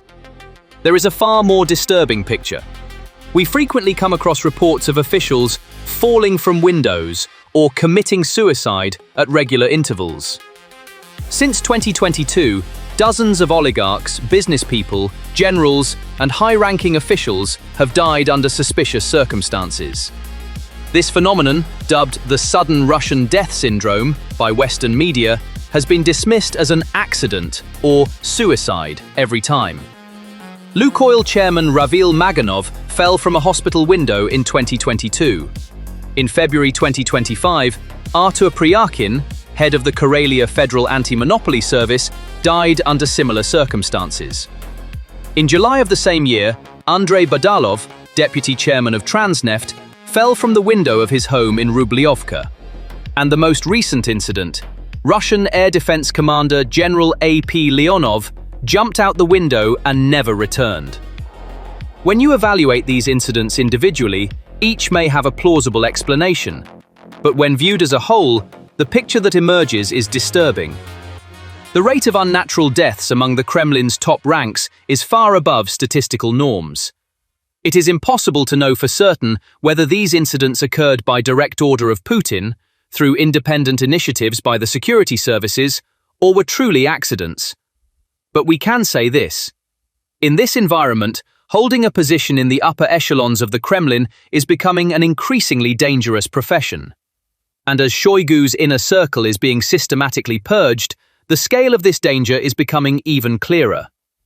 So while this chaos is unfolding outside, what is Putin doing? According to information from inside sources, Putin has avoided going to his longtime favorite residence in Valdai this year. Instead, he is spending more time at his $1 billion mansion in Gelendzhik on the Black Sea coast. Western media has described this structure, which features massive underground bunkers carved into the rocks and heavy security measures, as a veritable Bond villain's lair. He is now avoiding face-to-face meetings with his generals. A video released in November, purporting to show Putin meeting with generals at a frontline command center, is also being questioned. According to sources from within, the meeting was actually filmed at the Russian National Center complex in Moscow. There are thousands of guards, anti-drone patrols, and trained dogs around this complex. Security protocols have been tightened so much due to internal threats that the extent of the rift within the power hierarchy can no longer be concealed. So, is Putin's massive paranoia triggered solely by internal enemies? No. There is a new wave coming from across the ocean: Donald Trump. Trump is making quite aggressive moves on the world stage aimed at regime change. He operates under the philosophy of, "I'll just eliminate the real leader and bring in someone I can work with." The overthrow of Maduro in Venezuela and the assassination of Khamenei in Iran can be cited as examples of this philosophy. Putin is watching these events from afar, and according to some analysts, he may be concluding that he himself could be the next person on Trump's list. What fuels this paranoia are the signals created by Trump's actions.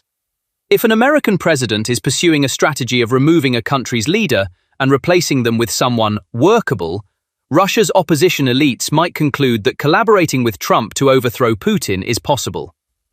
According to the New York Times assessment, the US is limiting Russia's global influence and disrupting Moscow's strategy for foreign partnerships. For Putin, this is an environment that fuels not only external threats, but also internal ones. Caution is warranted at this point. There is no concrete evidence that Trump is planning a coup in Russia, but evidence that Putin believes in such a scenario is growing. All this fear of a coup, massive underground bunkers, assassinations, generals falling from windows, and global paranoia.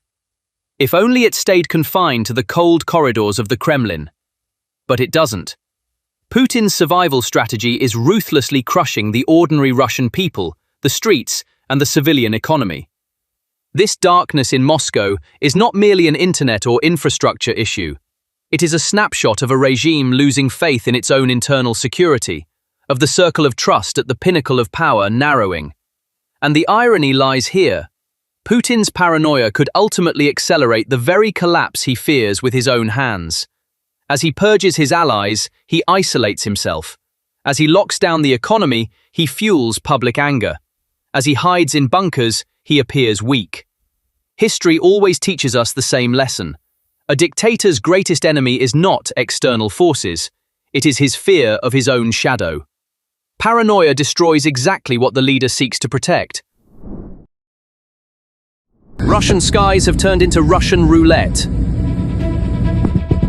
Russian planes can barely fly in the right direction. They are catching fire in mid-air. Technical failures are increasing. Emergency landings are happening one after another. What, really? Is the plane really falling? There is a dramatic increase in both military and civilian plane crashes. Hundreds of thousands of Russians are now afraid to even buy tickets. Flights are being postponed indefinitely. This is not a scene from a disaster movie. These images are from Russia. And for millions of people, airports are now like giant open-air prisons. The collapse of the system has reached such a terrifying scale that it can no longer be hidden. Russia's civil and military air bridges have now been completely destroyed.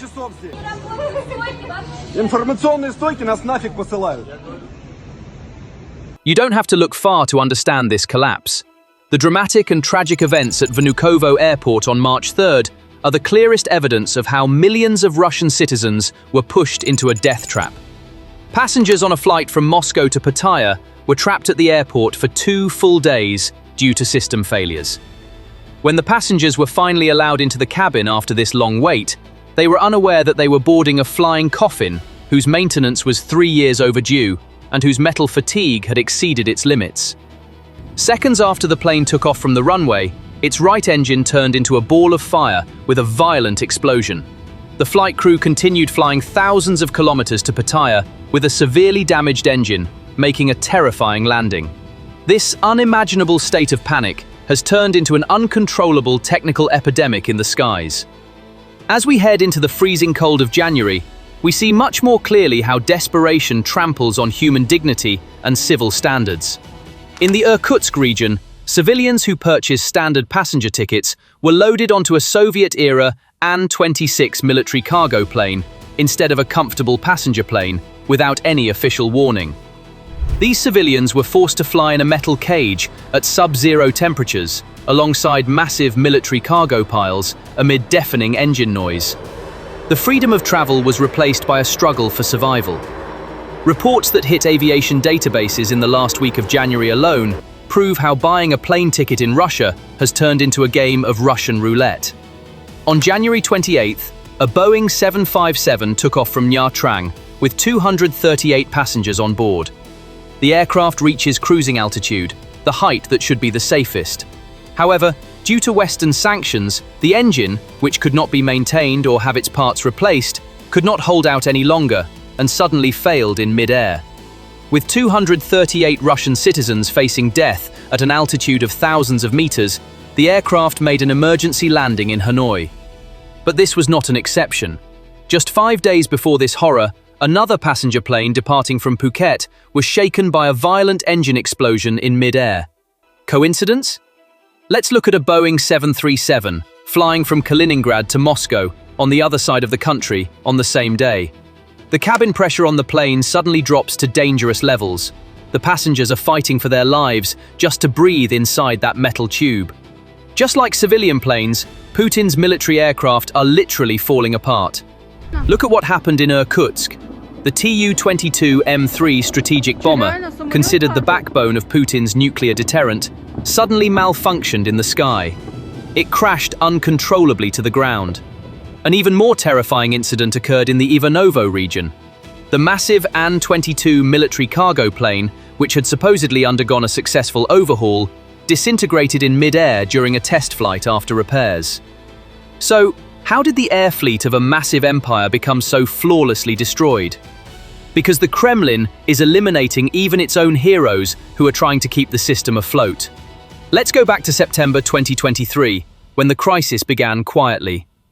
Captain Sergei Belov, who landed a malfunctioning aircraft in a field despite running out of fuel, saving 167 people from death, was fired to cover up the state's maintenance failures.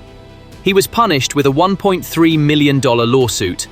A system that punishes its own rescuers, sends planes that are 3 years overdue for maintenance into the sky, engulfed in flames, and condemns its people to cargo planes, can only go one way: complete wipeout. Millions of Russians no longer trusted Putin's state and its airlines. Millions of Russians were now returning to 19th century methods of travel, to trains, instead of flying. Millions of Russians now see the biggest lie of Putin's propaganda: the state cannot protect them. Not from missiles, nor from its own planes. They only talked about crawling robots and empty threats of missiles. And for those left behind, every flight has now turned into a Russian roulette nightmare, filled with uncertified, fake, or cannibalized parts. Millions of Russians are making a choice today. Instead of a 2-hour flight, they are choosing a 15-hour train journey or even a 30-hour bus journey. This is no exaggeration, because people don't trust it.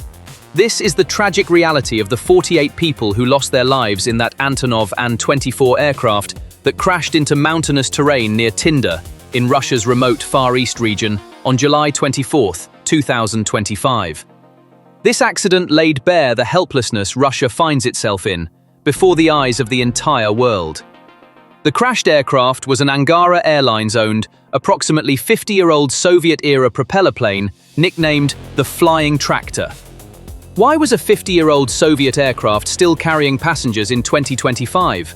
Because while the West's modern Airbus and Boeing fleets were rotting on the ground, as we saw in the case of S-7, Russian airlines had no choice but to resurrect these dangerous and ancient relics in order to maintain vital connections across the country's vast geography.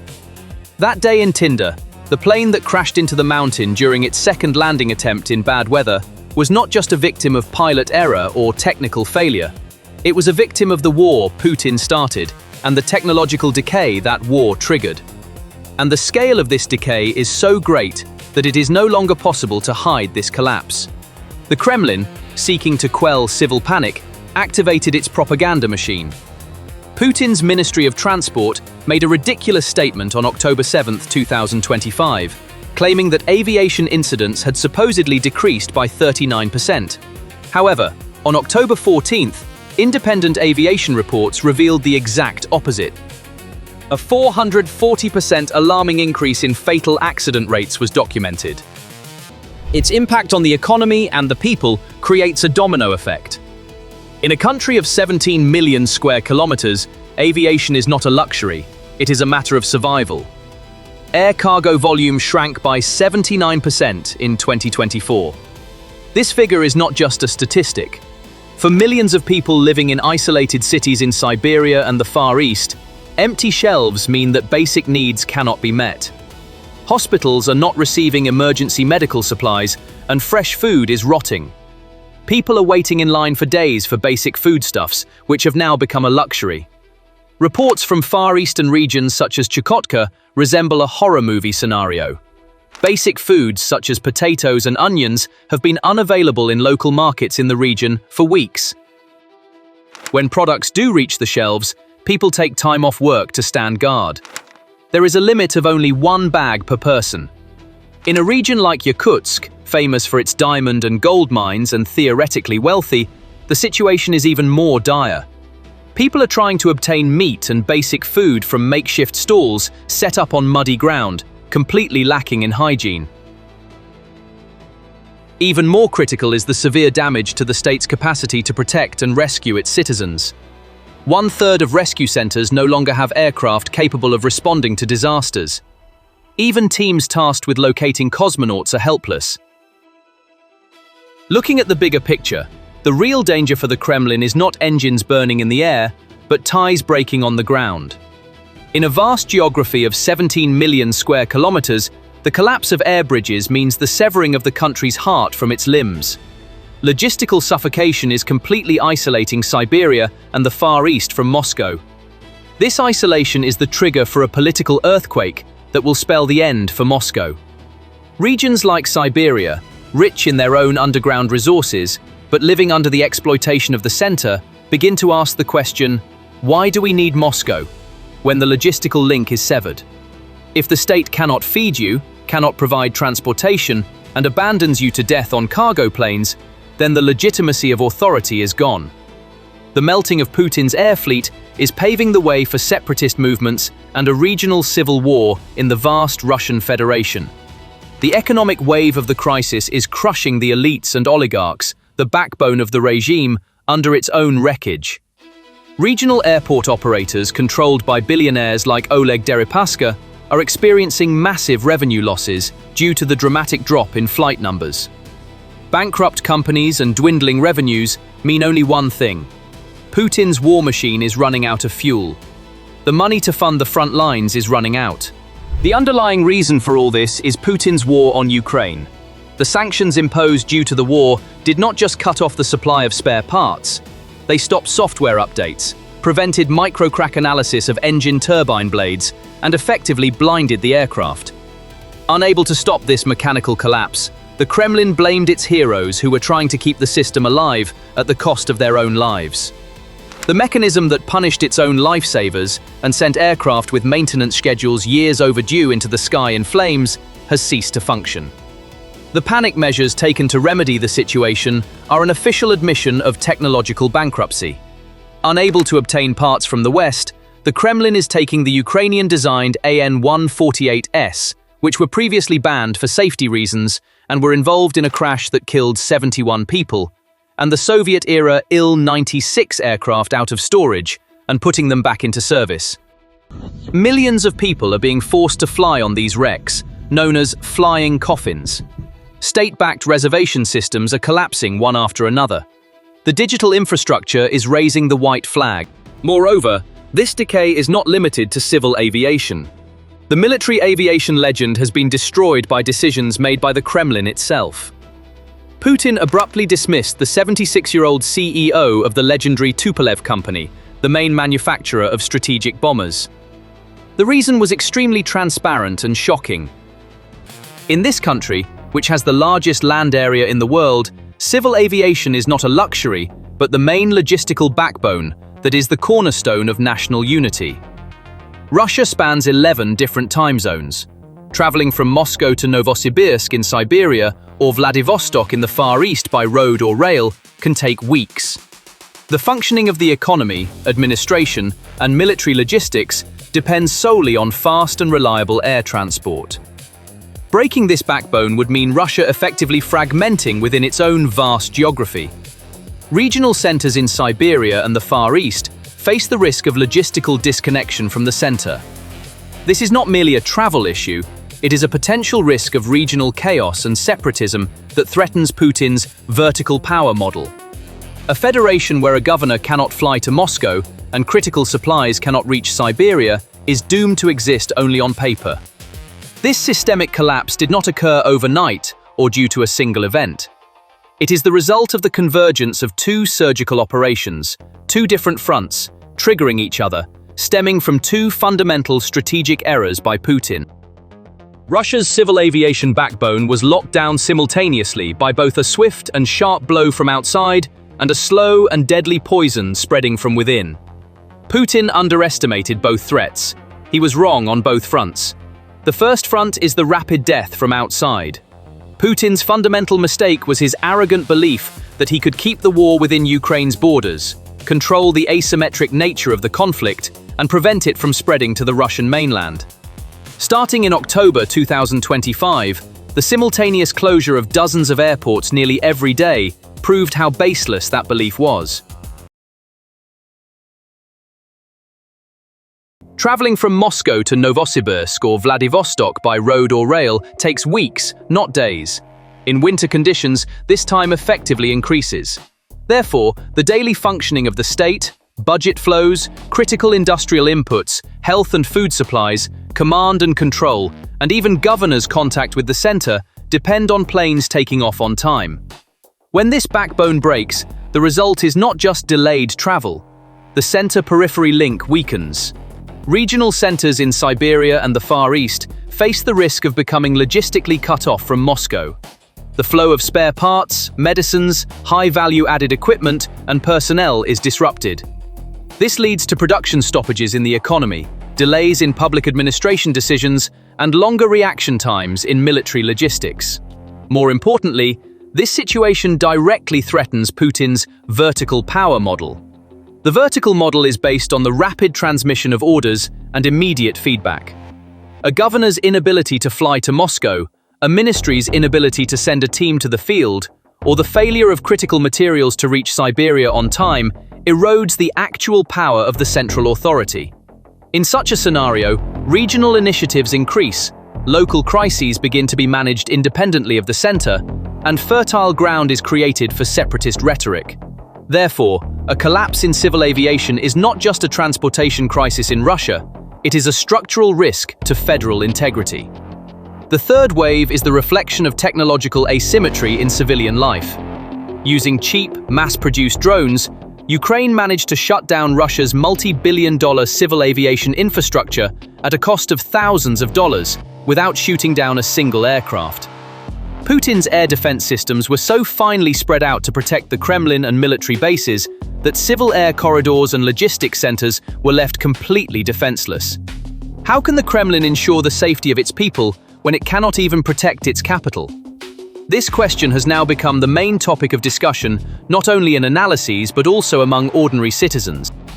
When we focus on the big picture, the transportation collapse in Moscow is not just a climatic misfortune, but the ultimate result of the erosion of Russia's state capacity.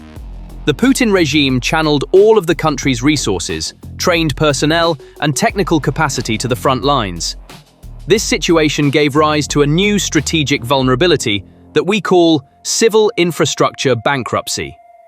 The mobilization of a significant portion of the technical personnel and snow removal crews at airports to the front lines wiped out operational capacity in the capital. This situation is directly linked to the collapse of the home front. The physical destruction of war is no longer just the fate of Ukrainian cities. It has entered Russia's own kitchen, its own streets, and its own transportation network. The shutdown of Moscow's airports is the effective tearing up of the Kremlin's stability in exchange for obedience contract with its people. Stability is now a thing of the past. It has been replaced by uncontrollable fear and uncertainty. Strategically, Russia's civil aviation can now be considered in a vegetative state. Cut off from Western technology and condemned to China's low-quality, cold, unfriendly products, Russia is becoming an isolated island in the modern world. Chinese cars freezing in the Moscow winter is not just an automotive problem. It is a strategic trap created by Russia's dependence on its new allies. Consequently, when the harshness of nature and Ukraine's smart drone strategy converge, the image of a powerful Russia that Putin has built is melting away on inflatable mattresses at airports. This is the process of the empire suffocating, not only on the front lines, but logistically, technically, and morally, starting from its own center. The chaos in Moscow should be read as the precursor tremors of a larger collapse, an impending mutiny or social explosion. When the switches were flipped that night in Moscow, it wasn't just flights that stopped. Putin's illusion of invincibility also came to a halt. This colossal capital, gasping for breath under a deluge of snow and steel, is now the symbol of a system rotting from within. That helpless wait at the airports is, in fact, a portrait of Russia's future. Civil aviation gone, logistics security destroyed, and public confidence devastated. Nothing will ever be the same for Moscow. Because the war, with all its destructive force, is now in Putin's own backyard. Stay tuned, because this chaos is only the beginning. To get the latest updates on new videos and in-depth analysis, please subscribe to our channel and turn on notifications. Stay with PPR Global in pursuit of the truth. Thank you for choosing us.